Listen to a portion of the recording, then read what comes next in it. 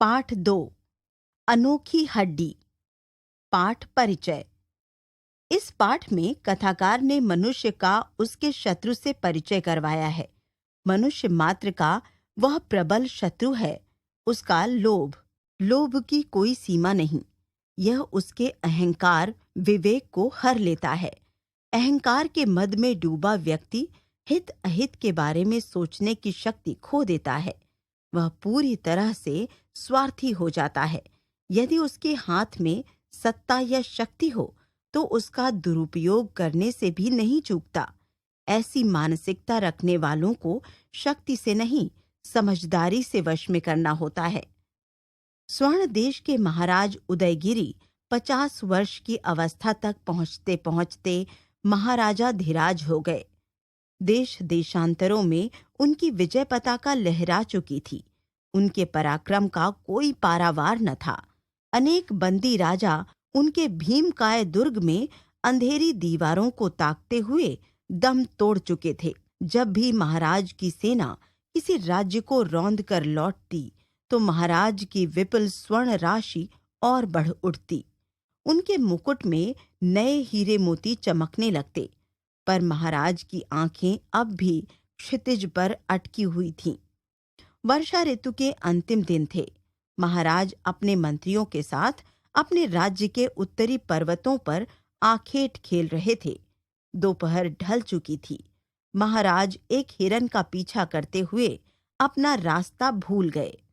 आखेट की उत्तेजना में वह मीलों तक अपना घोड़ा दौड़ाते चले गए, पर हिरन का कुछ पता न चला। जंगल की सीमा आ पहुंची और महाराज थक कर एक पेड़ के नीचे खड़े हो गए।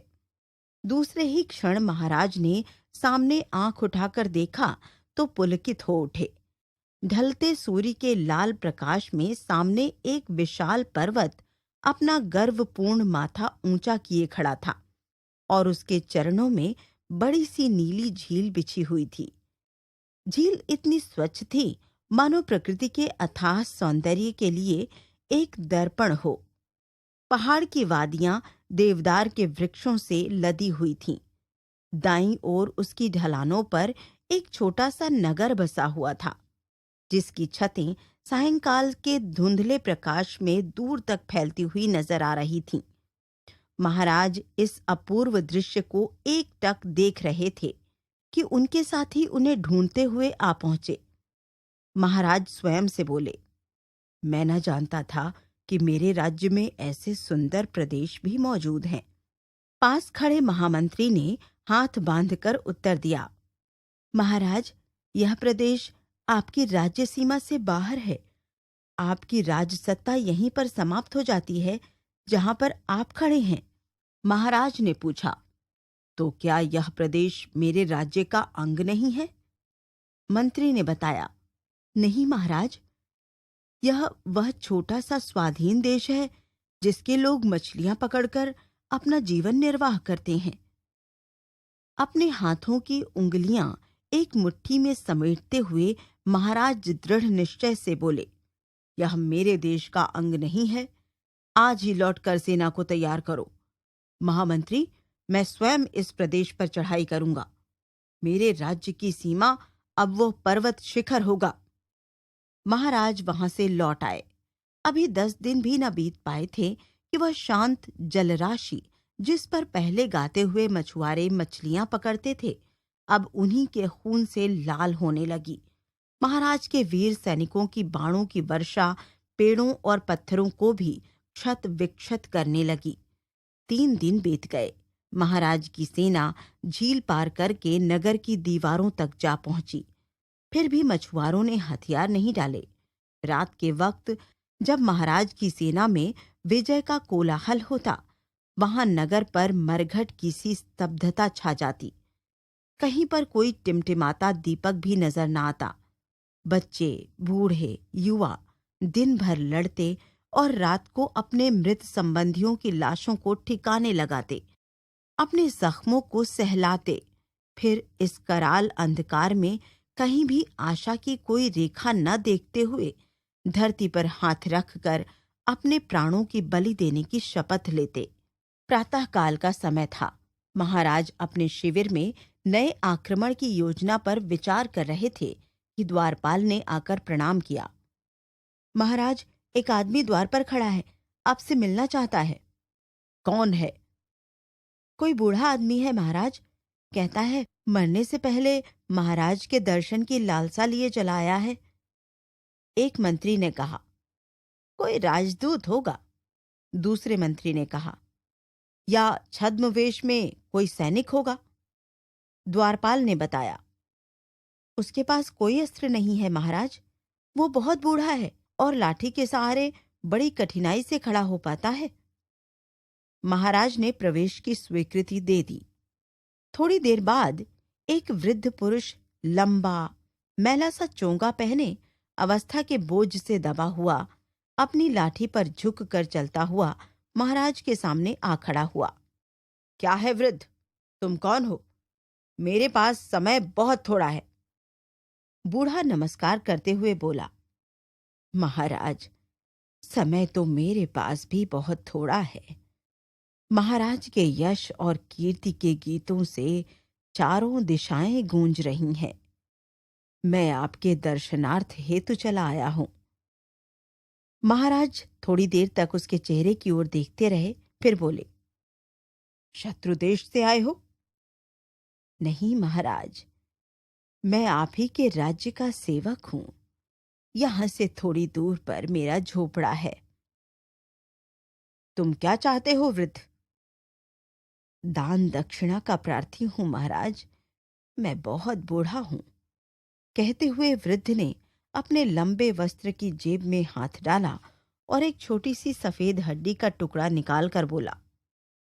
मुझे इस हड्डी के वजन के बराबर सोना दे दिया जाए महाराज। मुझे और कुछ नहीं चाहिए। महाराज ने हड्डी को देखा। नाखून से बड़ी वह हड्डी के तुल्य तो रत्ती भर सोना भी ना आएगा। वृद्ध, और कुछ मांगो। मेरे लिए आपके हाथ का दिया हुआ कण भर सोना भी निधि के समान होगा महाराज।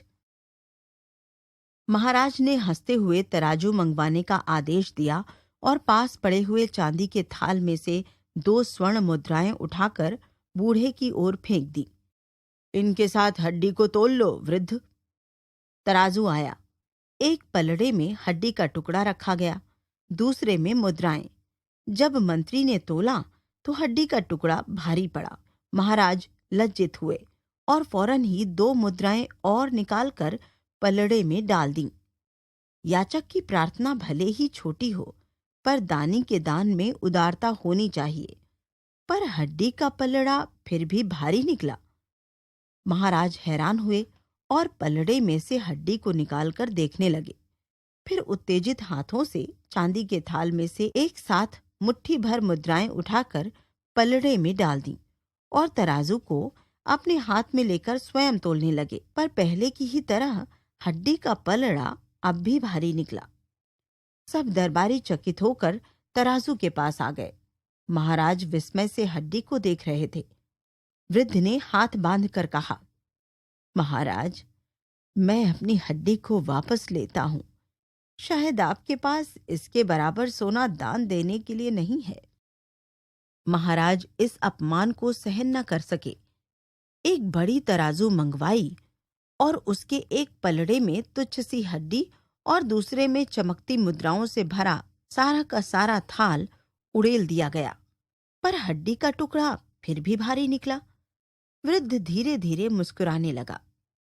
महाराज, उदयगिरी आपका राज्य बहुत बड़ा है, पर आपके राज्य की धनराशि तो क्या, संसार भर के राज्यों में इसकी तुलना का सोना न मिल सकेगा। महाराज की सांस फूली हुई थी। नजर उठाकर बोले। क्या कहा वृद्ध? संसार भर का सोना इस हड्डी की तुलना नहीं कर सकता? हाँ महाराज, संसार के 7 सिंधुओं का पानी भी यदि सोना बन जाए तो इस हड्डी की प्यास को नहीं बुझा पाएगा। महाराज चुप हो गए और एकटक वृद्ध के चेहरे की ओर देखने लगे। फिर धीरे से बोले। क्या बात है वृद्ध? इस हड्डी का क्या भेद है? यह कामना की हड्डी है महाराज। इसकी प्यास सदा बढ़ती है। कभी बुझती नहीं। महाराज विचलित हो उठे और चुपचाप शिविर के बाहर निकलकर झील के सामने आ खड़े हुए। बाणों की वर्षा अब भी उसी वेग से चल रही थी और झील का पानी अब भी लाल हो रहा था। झील के सामने खड़े महाराज बड़ी देर तक कभी हड्डी को देखते, कभी झील के रक्त रंजित पानी को। दूसरे दिन प्रातः जब दुंदुभि बजने का समय हुआ तो मछुआरों ने देखा कि महाराज उदयगिरी की सेनाएं वापस लौट रही हैं और वनों से भागे हुए पशु पक्षी फिर से धीरे धीरे लौटने लगे हैं।